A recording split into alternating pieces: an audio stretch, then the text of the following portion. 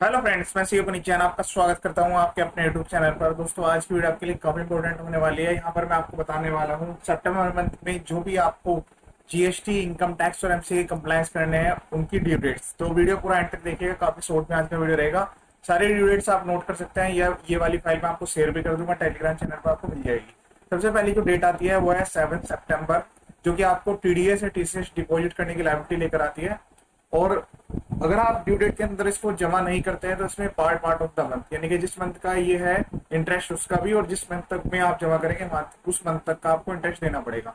Next due date है GST, GSTR 7, GSTR 7 और GSTR 8।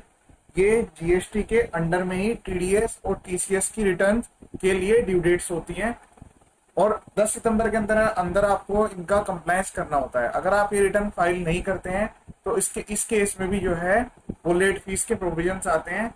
और दूसरा, जो सामने वाला पर्सन है जिसका आप टीडीएस या टीसीएस डिडक्ट करते हैं उसकी भी रिटर्न अफेक्ट होगी इसकी वजह से। ठीक है। नेक्स्ट आता है जीएसटी, जीएसटीआर 1। जीएसटी में ही 11 सितंबर, ध्यान से समझिएगा, 11 सितंबर तक आपको फाइल करनी होती है। वो एसएससी जिन्होंने क्यूआरएमपी स्कीम को अडॉप्ट नहीं किया। यहाँ पर टर्नओवर की लिमिट तब काम करेगी, तो टर्नओवर जो है, अगर आपने एक बार क्यूआरएमपी स्कीम सेलेक्ट कर ली, ठीक है, तब तो कोई दिक्कत नहीं है। बट हो सकता है आपकी टर्नओवर ना भी हो 5 करोड़ से ज्यादा, तब भी आपने नॉर्मल स्कीम में रहना सेलेक्ट किया है, आपने स्पेशली क्यूआरएमपी को ऑप्ट नहीं किया, तो फिर टर्नओवर वाली लिमिट काम नहीं करेगी। आपको जो है 11 तारीख तक अपने जो भी इनवॉइसेस हैं वो अपलोड करने होंगे। अगर आप ऐसा नहीं करते हैं तो जो सामने वाले पर्सन है उनको क्रेडिट नहीं मिलेगा और उनका बिजनेस अफेक्ट होगा। फिर जिस मंथ में, जैसे आप 11 के बाद अपलोड करेंगे तो नेक्स्ट मंथ में उसको उनका आईटीसी मिलेगा। ठीक है। इसी तरह से जैसे जीएसटीआर 1 है नॉन क्यूआरएमपी वालों के लिए, जिन्होंने क्यूआरएमपी नहीं लिया, उसी तरह से क्यूआरएमपी वालों के लिए आईएफएफ है। तो आईएफएफ में भी जो है केवल B2B सप्लाई अपलोड कर सकते हैं। इसमें कंप्लीट रिटर्न इनकी जो है क्वार्टरली फाइल होती है जीएसटीआर 1 में। ठीक है। उसके लिए 13 सितंबर डेट है, 13 सितंबर तक आप इसको फाइल कर दीजिए, क्योंकि 13 के बाद यानी कि 14 तारीख को, 14 को जो है वो 2B जनरेट होती है, जिसके बेस पर आप अपनी जीएसटीआर 3 भी फाइल करते हैं। अब नेक्स्ट ड्यू डेट आती है वो है जीएसटीआर 6 की। ये भी 13 सितंबर को आपको फाइल करनी होती है। ये आईएसटी के केस में स्पेशल केस है, सभी के लिए फाइल करना मैंडेटरी नहीं है। ठीक है। अब नेक्स्ट डेट की बात करें, वो है इनकम टैक्स में 14 सितंबर। तो 14 सितंबर को आपको टीडीएस के सर्टिफिकेट जो है वो जारी करने हैं। इसमें भी क्या होता है ना, लेट फीस के प्रोविजंस आते हैं, बट ये स्पेशल केस वाली टीडीएस रिटर्न्स होती है जो चालान कम स्टेटमेंट है, जैसे 194 आईए, आईबी, 194 एम, 194 एस। तो स्पेशल केस है ये। तो केवल अगर आपने इन प्रोविजंस के अंडर में टीडीएस काटा है तभी आप टीडीएस के सर्टिफिकेट जनरेट कर पाएंगे। नेक्स्ट डेट है 15 तारीख। तो 15 तारीख तक आपको, 15 सितंबर तक आपको जो है फाइनेंशियल ईयर 23-24 के लिए एडवांस टैक्स जमा करना है, सेकंड इंस्टॉलमेंट। इसके लिए स्पेशल वीडियो मैंने अपलोड की हुई है, एडवांस टैक्स कैसे कैलकुलेट करना है, कितनी आपके इंस्टॉलमेंट्स में ये कवर होती है। फिर नेक्स्ट ड्यू डेट आती है, वो भी 15 तारीख की है, ईएसआईपीएफ के लिए। जो प्रीवियस मंथ के लिए जो भी ईएसआईपीएफ है, चालान का स्टेटमेंट या रिटर्न आपको फाइल करनी होती है। नेक्स्ट ड्यू डेट है आपकी जीएसटी की, जीएसटीआर 3 की। वो है 20 तारीख। 20 सितंबर को आपको फाइल करनी होती है। वो एसएससी जिन्होंने क्यूआरएमपी नहीं लिया, ध्यान से समझिएगा, यहाँ पर भी टर्नओवर की लिमिट तभी काम करती है जब आप टर्नओवर के बेस पर क्यूआरएमपी अडॉप्ट कर लेते हैं।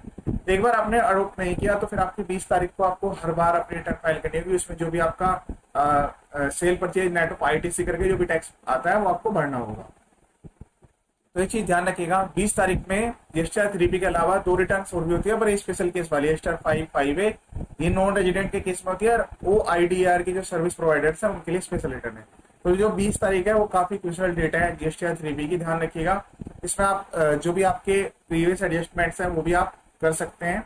और इसकी वजह से जैसे आप कंपाइलिंग कर रहे होंगे तो इस मंथ में अगर आप कंपाइल कर लेंगे तो जो आपकी टैक्स ऑडिट रिपोर्ट है फाइनेंशियल ईयर 22-23 के लिए, तो उसकी सही तरीके से रिपोर्टिंग कर पाएंगे। तो इसको बड़ा ध्यान से आपको सही तरीके से फाइल करना है। फिर नेक्स्ट ड्यू डेट है वो है 25 तारीख, 25 सितंबर को आपको ये केवल उनके लिए है जो कि क्यूआरएमपी वाले हैं, उनके लिए ड्यू डेट्स है टैक्स की पेमेंट की, क्योंकि पेमेंट उनको मंथली करना होता है, रिटर्न वो क्वार्टरली फाइल कर सकते हैं। तो 25 तारीख को जो भी अगस्त मंथ का टैक्स है वो आपको डिपॉजिट कराना है। इसमें भी नेट ऑफ आईटीसी करके ही जमा कराना होता है। अगली जो तारीख है वो है 30 सितंबर। 30 सितंबर जो है काफी सारी ड्यू डेट्स एक साथ आने वाली हैं। तो सबसे पहले बात करते हैं जो स्पेशल प्रोविजंस वाले चालान का स्टेटमेंट है 194 IA, 194 IB, 194M, 194S। तो ये स्पेशल रिटर्न्स होती हैं चालान का स्टेटमेंट वाली, जैसे प्रॉपर्टी का TDS हो गया। तो उसके लिए क्या होता है, जिस महीने में आपने ये ट्रांजेक्शन एग्जीक्यूट किया है उसके 30 दिन के अंदर अंदर ये आपको रिटर्न फाइल करनी होती है। तो ये आपको ध्यान रखना है। इसके बाद इसमें भी लेट फीस के और इंटरेस्ट के प्रोविजन चालू हो जाते हैं दोनों में। जो 30 तारीख को जैसे मैंने बताया इंपॉर्टेंट ड्यू डेट्स काफी सारे हैं। तो इसमें ही इनकम टैक्स की audit report under section 44AB। तो आपको टैक्स ऑडिट की जो है ड्यू डेट ध्यान रखनी है, 30 सितंबर ड्यू डेट है। जब तक ये एक्सटेंड नहीं हो रही तब तक 30 सितंबर ही है। और इसके 1 मंथ के अंदर अंदर आपको ITR फाइल करनी होती है, यानी कि वो SSC जिनके लिए ऑडिट एप्लीकेबल है उनके लिए 31 अक्टूबर जो है वो ITR फाइल करने की डेट है।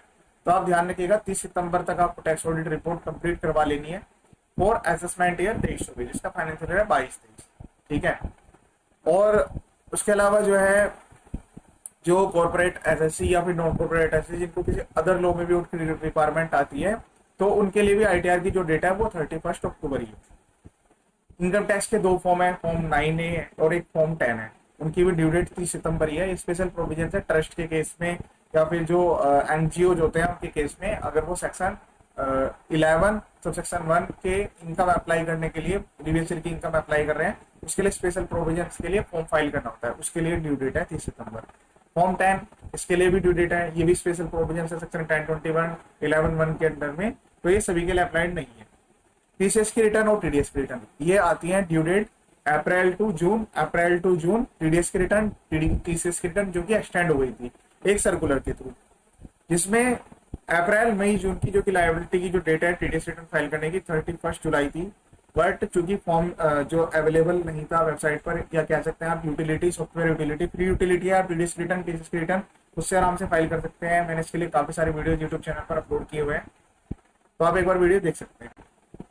अब इसमें क्या एक पॉइंट था, एक चीज ध्यान रखिएगा, अगर आपने भी गलती करी है तो जल्दी जल्दी इसको ठीक कर लीजिएगा। जो TDS की रिटर्न है वो केवल नॉन सैलरीड वालों के लिए एक्सटेंड की गई थी, सैलरीड वालों के लिए एक्सटेंशन नहीं था और उनके लिए 31 जुलाई ही लास्ट डेट। इसके बाद जो है कंपनी लॉ में DIR3 KYC की डेट है 30 सितंबर। ये सबसे इंपॉर्टेंट ड्यू डेट है, क्योंकि इसकी जो पेनल्टी कह सकते हैं आप, लेट फीस कह सकते हैं, वो 5,000 रुपए। अगर आप इसको कंप्लीट नहीं करते, एक दिन डिले होने की वजह से आप जो है 5,000 रुपए की आपकी लेट फीस लग जाएगी, वरना आप दिन नंबर यूज नहीं कर पाए। तो आपको ये ध्यान रखना है, आपको DIR3 KYC कंप्लीट करना है 30 सितंबर से पहले, जिनके बाद डिन नंबर है या DPIN नंबर है, उन दोनों के लिए ड्यू डेट से। तो जो QRMP वाली रिटर्न्स होती हैं उनके लिए क्या है कि जब क्वार्टर एंड आता है, तो क्वार्टर एंड जैसे भी हमारा जुलाई का सितंबर के बाद एंड होगा, उसमें उनकी ड्यू डेट्स भी आती है। वो 22 तारीख और 24 तारीख होती है, और नेक्स्ट मंथ में जब आएगी मैं आपको बताऊंगा। तो ये थे सितंबर मंथ में होने वाले कंप्लायंस की ड्यू डेट्स। आप जल्दी जल्दी अपने कंप्लायंस को टाइमली कंप्लीट करें, ताकि कोई भी लेट फीस आपको ना देनी पड़े। इसी टाइप के काफी सारे वीडियोज मैं अपने यूट्यूब चैनल पर अपलोड करता रहता हूँ। इनकम टैक्स, GST, काफी सारे वीडियोज आप चेक कर सकते हैं। CA पुनीत जैन के नाम से आपको यूट्यूब पर चैनल मिलेगा, आप वीडियो जरूर देखिएगा। ये वीडियो देखने के लिए थैंक यू सो मच।